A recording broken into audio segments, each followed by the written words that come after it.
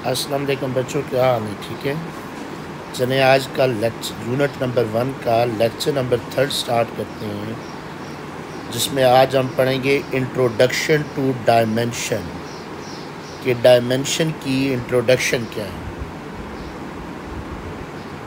Dimensions होती क्या है और डिफरेंट फिज़िकल क्वांटिटी की हम डायमेंशन निकालेंगे।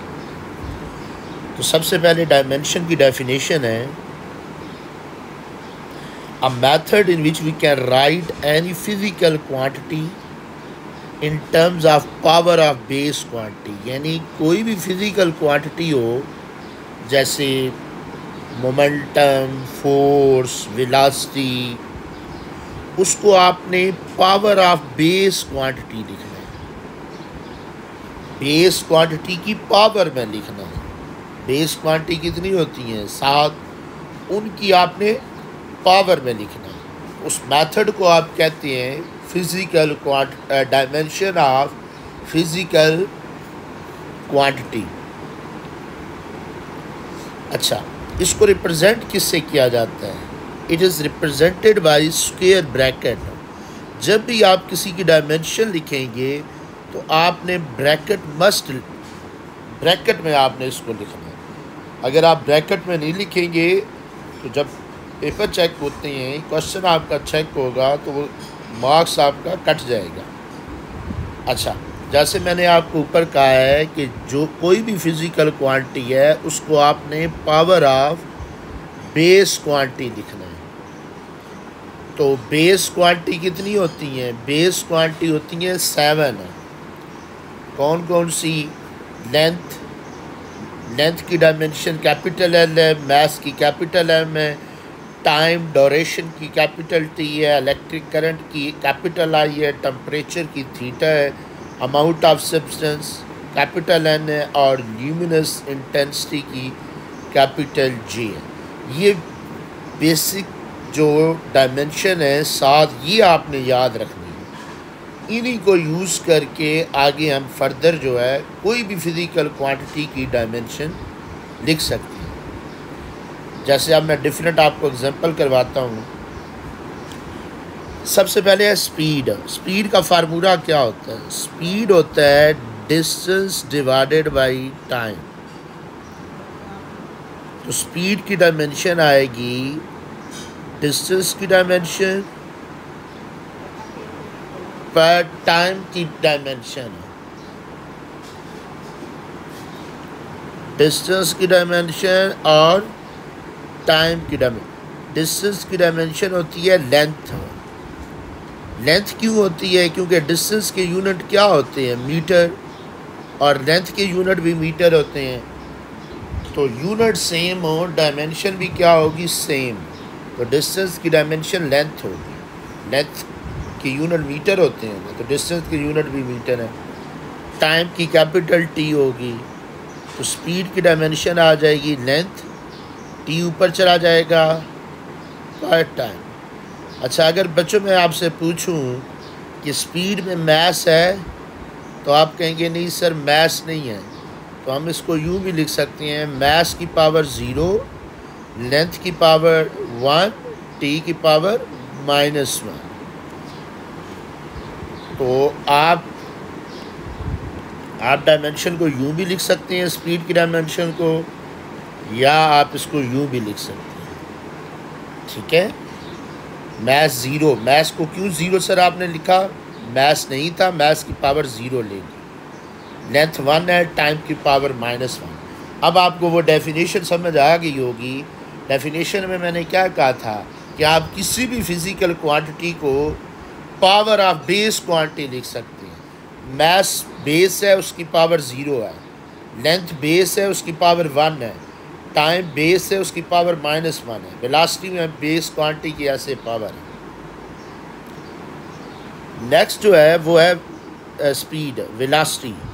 अब वेलोसिटी का फार्मूला होता है displacement per unit time. Velocity की डायमेंशन क्या होगी? डिस्प्लेसमेंट की डायमेंशन पर यूनिट टाइम की डायमेंशन। अब डिस्प्लेसमेंट की भी डायमेंशन लेंथ ही है। लेंथ क्यों है सर? क्योंकि डिस्प्लेसमेंट की यूनिट क्या है सर, मीटर है, और लेंथ की यूनिट क्या है, मीटर। अच्छा, जिनकी यूनिट सेम हो उनकी डायमेंशन सेम होती है, जी हाँ। तो लेंथ, ये टाइम ऊपर चला जाएगा, टी की पावर -1, तो इसको हम लिख लेंगे मास की पावर 0, लेंथ की पावर 1, टी की पावर -1। अब आप यहाँ पे यही कहेंगे कि सर स्पीड और वेलोसिटी की जो डायमेंशन आपने निकाली है, ये स्पीड की आपने निकाली है और ये वेलोसिटी की आपने, दोनों की सेम है। उसकी यही रीज़न है क्योंकि स्पीड की यूनिट क्या होती है, मीटर पर सेकंड, और वेलोसिटी की यूनिट क्या होती हैं, मीटर पर सेकंड। दोनों के यूनिट भी तो सेम है। अच्छा, यहाँ पे आप पॉइंट याद रखिएगा, सेम यूनिट, जिनके यूनिट सेम होंगे उनकी डायमेंशन भी क्या होगी, सेम होगी, सेम डायमेंशन। ये बात आपने भूलनी नहीं है, ठीक है। अच्छा, नेक्स्ट एक्सेलरेशन। एक्सेलरेशन क्या होता है सर? एक्सेलरेशन होता है वेलोसिटी पर यूनिट टाइम। तो एक्सेलरेशन की डायमेंशन आ जाएगी वेलोसिटी की डायमेंशन पर यूनिट टाइम। अभी आपने वेलोसिटी की डायमेंशन निकाली है, क्या निकाली है, लेंथ पर टाइम। अब नीचे एक टाइम है स्मॉल टी की कैपिटल टी, ये नीचे वाला टाइम ऊपर चला जाएगा, ऊपर जाके -1 हो जाएगा, तो ये आ जाएगा टी की पावर -2। इसको आप इस तरह भी लिख सकते हैं, मास की पावर 0, मास नहीं था, लेंथ की पावर 1, टी की पावर -2। अच्छा, इसी तरह नेक्स्ट है फोर्स। फोर्स का क्या फार्मूला होता है? पेपर में बच्चों आपको फार्मूला गिवन होगा। अब कुछ बच्चे परेशान हो रहे थे सर फार्मूला ना याद हो, आपको पेपर में गिवन होगा force is equal to ma, mass की डायमेंशन इनटू एक्सेलरेशन की डायमेंशन। मास की डायमेंशन क्या है सर? मास की कैपिटल M है क्योंकि बेस क्वांटिटी है। एक्सेलरेशन की है, अभी हमने ऊपर फाइंड की है, लेंथ पर टाइम स्क्वायर, तो फोर्स की आ जाएगी मास लेंथ पर टाइम स्क्वायर। अच्छा, उसके बाद क्या है? उसके बाद है वर्क। वर्क का क्या फार्मूला होता है?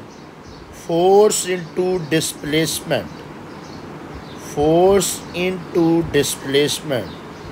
तो वर्क की डायमेंशन आएगी फोर्स की डायमेंशन इनटू डिस्प्लेसमेंट की डायमेंशन। फोर्स की क्या डायमेंशन है? मास लेंथ पर टाइम स्क्वायर। अच्छा, अब एक स्टूडेंट कहता है सर मुझे अगर फोर्स की डायमेंशन डायरेक्ट याद ना हो, तो मैं कहूँगा आप फार्मूले से फाइंड कर लो, रफ पे फाइंड कर लो, उसको फिर पुट कर दो। और डिस्प्लेसमेंट की डायमेंशन क्या है? डिस्प्लेसमेंट की बच्चों है लेंथ है, क्योंकि डिस्प्लेसमेंट के यूनिट मीटर होते हैं, लेंथ के यूनिट। अब दो लेंथ हैं, एक ही लेंथ, इधर भी 1 पावर है और इधर भी 1 पावर है। बेसिस सेम पावर्स क्या हो जाती हैं सर? ऐड हो जाती हैं। अच्छा, पावर, पावर क्या होता है? पावर आपने 9th में भी पढ़ा, work done per unit time. तो पावर की डायमेंशन आ जाएगी वर्क की डायमेंशन पर यूनिट टाइम की डायमेंशन। अब वर्क की क्या डायमेंशन है? मास लेंथ स्क्वायर पर टाइम स्क्वायर, और टाइम की सर कैपिटल टी होती है। ये अब टाइम हम ऊपर ले जाएंगे, ऊपर जाके क्या हो जाएगा? -1 हो जाएगा, पहले -2 है, तो ये आ जाएगा टी की पावर -3। ठीक हो गया बच्चों? अच्छा, उसके बाद मोमेंटम है। मोमेंटम की डायमेंशन क्या होती है? मोमेंटम का आप फार्मूला पहले देखिए। मोमेंटम का फार्मूला होता है mass into velocity.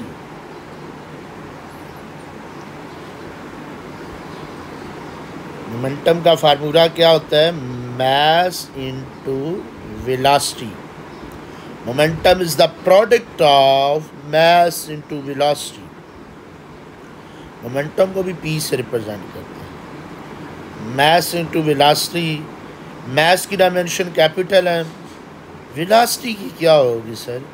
अच्छा, वो ऊपर हमने फाइंड की है लेंथ पर टाइम. सर अगर याद ना हो, यूनिट याद है जी सर, वेलोसिटी की यूनिट हमें पता है मीटर पर सेकंड. तो मीटर के लिए लेंथ, सेकंड के लिए टाइम. अच्छा, यूनिट से भी हम डायरेक्ट लिख सकते हैं, बिल्कुल लिख सकते हैं. मैं एक ब्रैकेट में लिख दें मास लेंथ पर टाइम. अच्छा, नेक्स्ट क्या है? नेक्स्ट है फ्रीक्वेंसी. फ्रीक्वेंसी का क्या फार्मूला होता है? 10th में आपने पढ़ा, frequency is the reciprocal of time period. Frequency is the reciprocal of time period. तो 1 की कोई डायमेंशन नहीं होती, टाइम पीरियड की कैपिटल T. तो टाइम पीरियड ऊपर चला जाएगा, T की पावर -1. T की पावर -1 भी लिख सकते हैं. अब इसमें मैस नहीं है. मैस की पावर 0, लेंथ की पावर 0, टाइम की पावर -1. जैसे फेडरल बोर्ड में MCQs आ जाए, the power of mass in frequency, तो आपका आंसर होना चाहिए 0. The power of length in frequency 0. The power of time in frequency -1. ठीक हो गया. प्रेशर. प्रेशर का क्या फार्मूला होता है? Force per unit area. Pressure force per unit area होता है. फोर्स की डायमेंशन पर यूनिट एरिया की डायमेंशन. फोर्स की क्या डायमेंशन है? मास लेंथ पर टाइम स्क्वायर. एरिया की क्या है? Length square. लेंथ स्क्वायर क्यों है सर? एरिया के यूनिट क्या होते हैं? एरिया के यूनिट होते हैं मीटर. अच्छा, एरिया के यूनिट मीटर स्क्वायर हैं, तो मीटर के लिए आप कह रहे थे लेंथ होती है डायमेंशन जी. तो लेंथ स्क्वायर, तो एक लेंथ यहाँ कैंसिल हो जाएगा, एक बच जाएगा. तो ये नीचे जो लेंथ है ये ऊपर चली जाएगी. मास पर लेंथ पर टाइम स्क्वायर.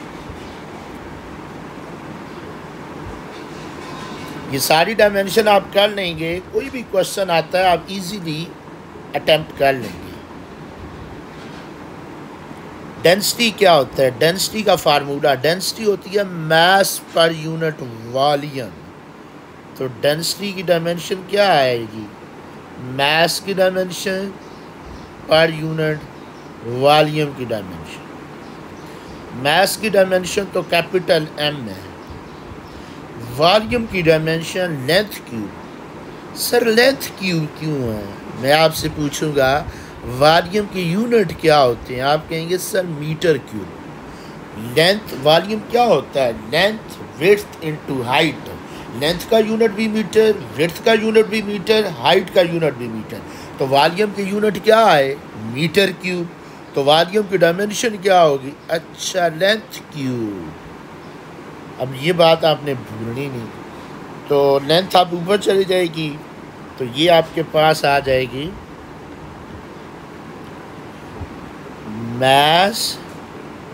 लेंथ ऊपर चली गई, लेंथ की पावर -3. ठीक हो गया बच्चों. आगे है टॉर्क.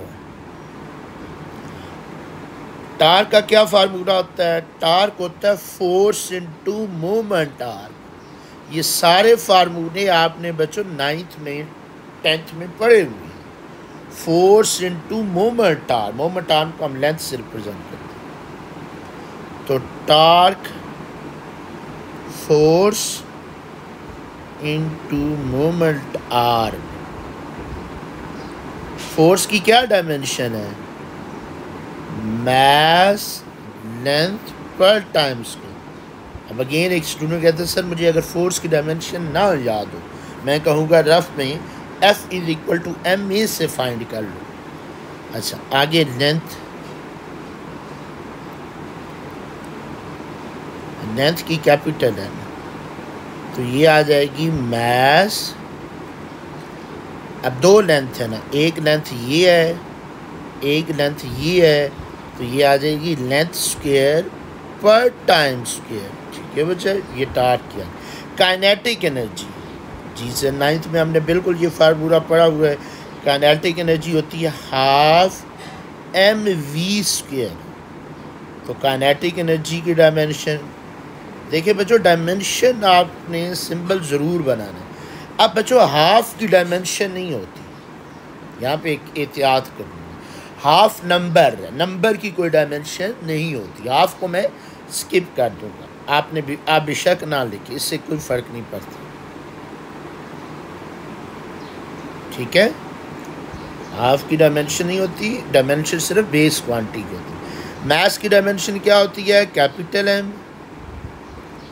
वी की डायमेंशन क्या होती है? लेंथ पर टाइम स्क्वायर। लेकिन सर एहतियात करें, ऊपर स्क्वायर भी है। बिल्कुल मैं एहतियात कर रहा हूँ, ऊपर स्क्वायर भी है। ठीक है, ये स्क्वायर पावर आ गई। अब नेक्स्ट टाइम में हम मास पावर को लेंथ की पावर 2,